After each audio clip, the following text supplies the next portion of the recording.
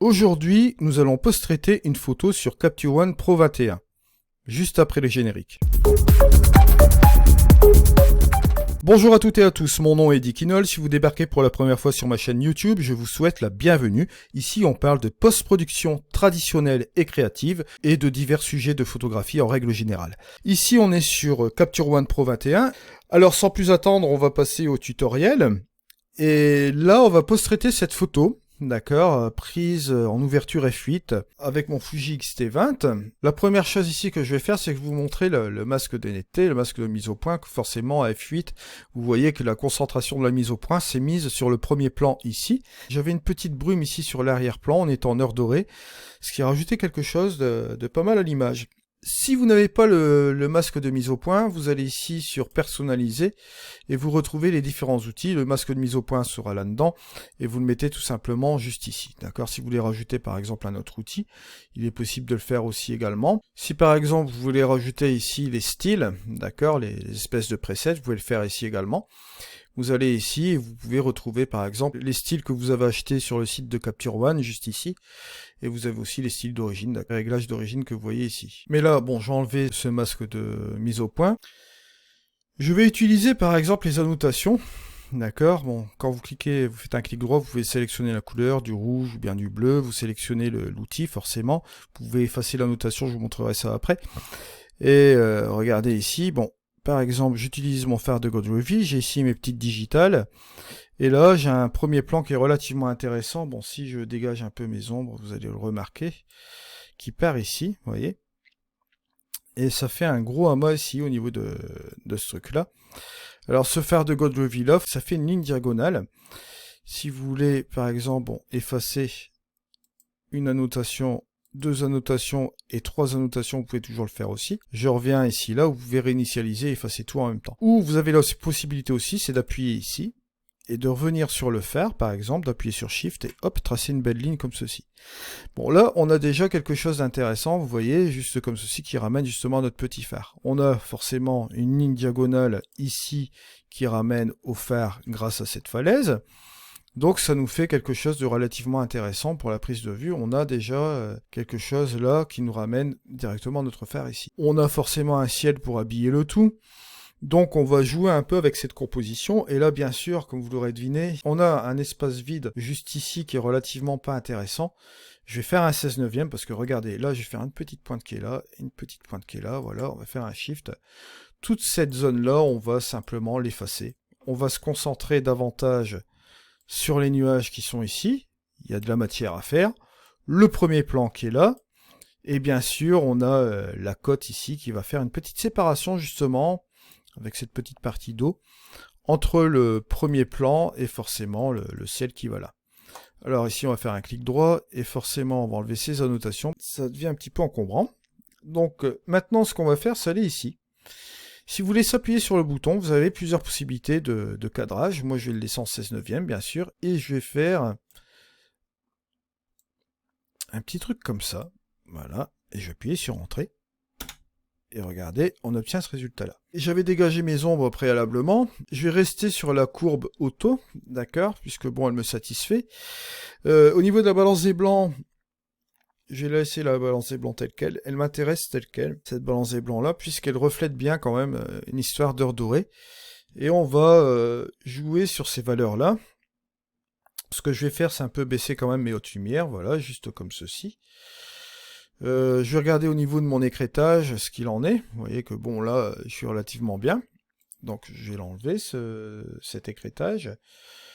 Ce que je vais faire tout de suite, c'est ne pas dégager complètement ces effets d'ombre. Ça ne m'intéresse pas. Je veux garder quand même ce premier plan un peu dans l'ombre. Le dégager un peu davantage, ça peut m'intéresser quand même un peu. La chose que je vais faire, c'est m'intéresser à ces nuages. Bon, ce que je vais faire tout de suite, c'est utiliser un filtre dégradé que vous voyez là. On va faire ceci. Je vais appuyer sur le M pour afficher le masque. Et on va aller juste comme ça. Ce que je vais faire, je vais utiliser ma plage Luma. Alors j'ai la possibilité forcément de dégager mes hautes lumières, d'accord, ou dégager ici progressivement mes ombres pour aller plus vers les hautes lumières, ou inverser ma phase qui est relativement intéressante pour simplement ramener ici mes ombres. Vous voyez? Parce que le rouge, c'est ce qui sera affecté, bien sûr, hein, bien évidemment. Alors, moi, je vais laisser ma face telle qu'elle, et je vais simplement chasser mes hautes lumières. Je vais ramener une progressivité, juste comme ceci, puisque je veux affecter un petit peu mes hautes lumières, mais concentrer davantage plus sur les ombres. Je vais jouer avec mon rayon et ma sensibilité pour que le masque ne soit pas trop affûté sur les bords. Je vais cliquer bien sûr sur appliquer. Je vais appuyer sur la touche M. Là, ce que je vais faire tout de suite, c'est aller dans ma courbe. Et ce que je vais faire, c'est hop, la baisser un petit peu, juste comme ceci. Si je fais regarder la différence entre le avant et le après, c'est assez significatif. Vous voyez, on a ramené quand même du détail ici, plus dans les nuages, ce qui est relativement intéressant. Maintenant, il est vrai que je peux aussi jouer sur mes niveaux. Vous voyez, juste comme ceci. Et amener encore une petite zone de contraste là. Juste comme ça. Comme ça, sur ce calque-là, regardez, on a apporté beaucoup plus de détails au niveau des nuages. C'est relativement intéressant. Bien sûr, on peut revenir un peu sur notre courbe pour justement faire le mariage parfait entre les niveaux et la courbe. Voilà. On va obtenir, on va dire, ce résultat qui est plus ou moins plaisant. Si je regarde la différence avant et après, on a ce résultat-là. Ce que je peux faire maintenant, c'est de revenir sur un calque rempli. Voilà.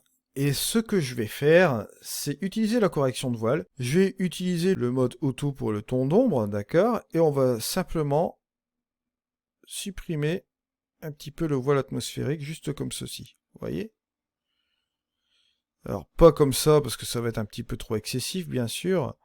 Et on a utilisé des contrastes et tout, etc. On va simplement l'utiliser en parcimonie, peut-être à 16, 14, quelque chose comme ça. Voilà. L'autre chose que je veux faire aussi pour terminer cette image, c'est tout simplement aller dans couleurs que vous voyez là.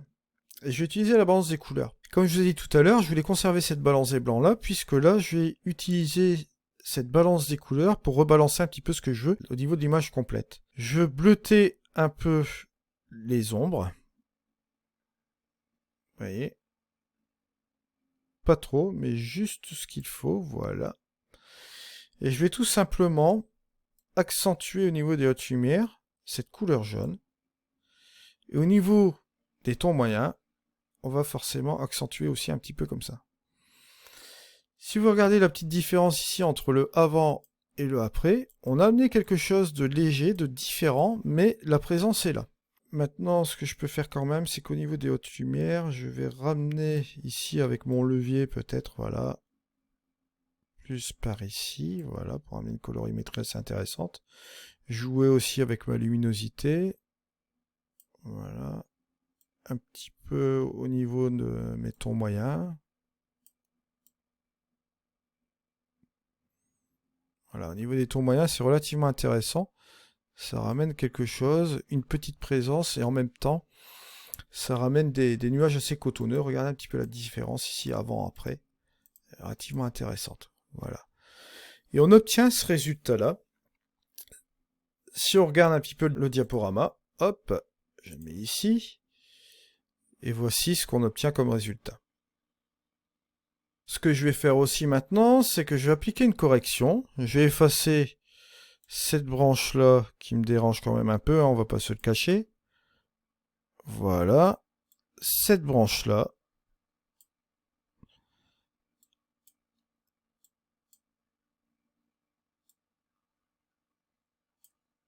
Cette branche-là, voilà. Regardez le résultat qu'on a qui est assez hallucinant, qui marche relativement bien. Hein.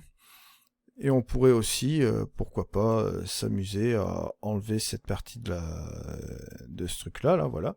Et regardez ce que ça donne vraiment un résultat vraiment très très propre. On a vraiment nettoyé des choses vraiment impeccables. Et maintenant, ce qu'on peut faire aussi, c'est tout simplement appliquer un calque, un nouveau calque rempli. Je vais appliquer une petite ellipse, juste comme ceci. On va l'appliquer là.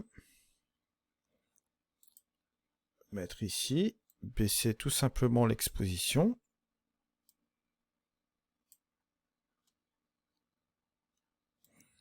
Là, je vais définir une transition. On va mettre cela bien sûr sur le phare de Godrevy. Juste un petit peu comme ceci, voilà. Et je vais revenir un peu sur cette exposition pour faire une petite vignette, pourquoi pas.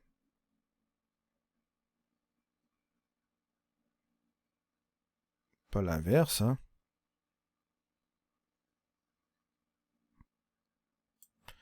Juste comme ceci, pourquoi pas. Je vais peut-être agrandir cette vignette, voilà, pour avoir un peu plus de marge.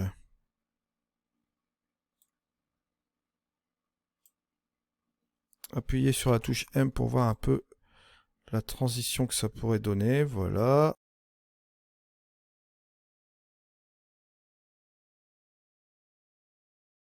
On va peut-être jouer même avec la luminosité, ce qui sera relativement un petit peu moins violent, à -6, voilà, juste comme ceci. On va regarder un peu cette image, voilà, on en arrive un petit peu sur ce résultat-là. Un résultat vraiment intéressant. Maintenant, ce que je vais faire, c'est tout simplement exporter ici avec la recette, bon, 16 bits en TIFF pour regarder ce que ça donne, en bonne qualité. Et je vais tout simplement... Ah bon, bien sûr, au niveau des réglages, gain de netteté de sortie pour affichage en 80. Bon, pour voir un petit peu ce que ça va relativement donner, ce qu'on peut faire, s'appuyer sur le bouton épreuve. Ce qu'on peut faire, c'est appuyer sur la petite main. Voilà, on va faire un petit truc comme ceci. J'appuie sur le bouton épreuve et on voit un petit peu ce que ça pourrait donner avec la netteté. En gain de sortie pour écran, pour affichage, je pourrais même le monter davantage, vous voyez. Juste un petit peu comme ceci. Bon, là, c'est un peu trop exagéré, bien sûr. Là, on va simplement le mettre peut-être à 110, voilà. Juste comme ceci. Et je vais faire le traitement. Et voici donc notre image finale. Je vous remercie de m'avoir suivi. On se retrouve pour un prochain tuto. C'était Eddy. Au revoir.